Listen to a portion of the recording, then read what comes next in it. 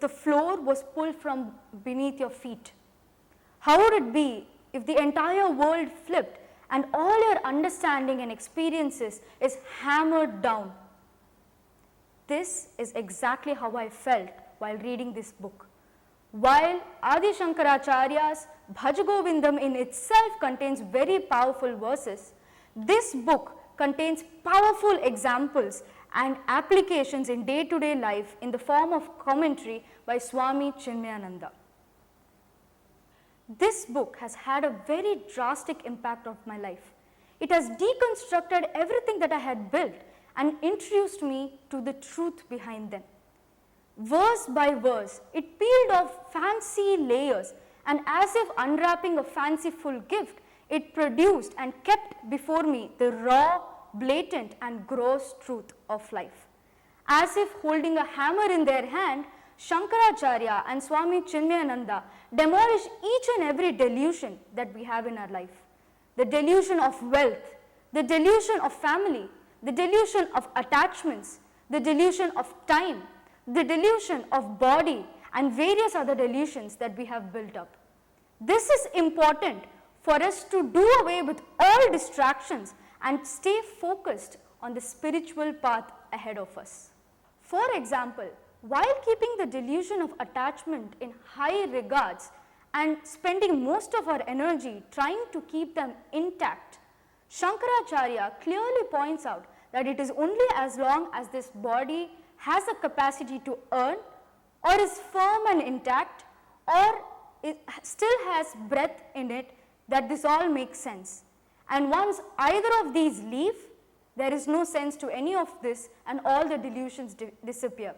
Going further, Gurudev goes on to explain, and I read, in short, to spend one's entire lifetime in sheer body worship, in earning more, so that this futile worship may be made more elaborate, is one of the abominable intellectual stupidities into which humanity readily sinks. To sweat and toil, to fight and procure, to feed and breed, to clothe and shelter the body are all in themselves necessary, but to spend an entire lifetime in all these alone is a criminal waste of human abilities. For ere long, it is to grow old, tottering and infirm, and in the end, die away. This book doesn't stop there.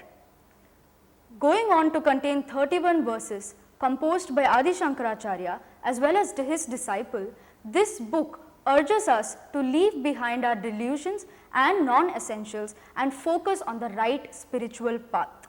After removing all of these delusions and bringing down everything that we have built so far, once the seeker is empty and ready to observe the truth behind it, the master goes on to unravel the way forward.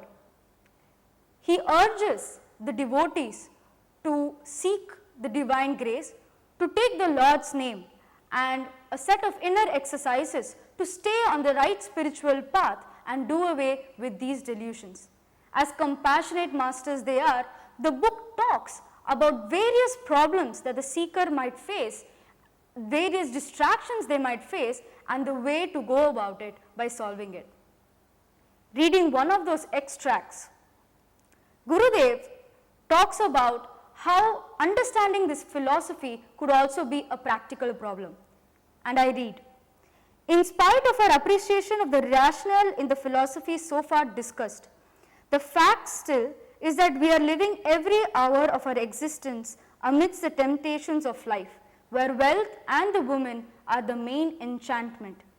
In order to reinforce the efforts of a student in his days of seeking and to give him more courage and strength, Shankara advises him to have plenty of company of the good.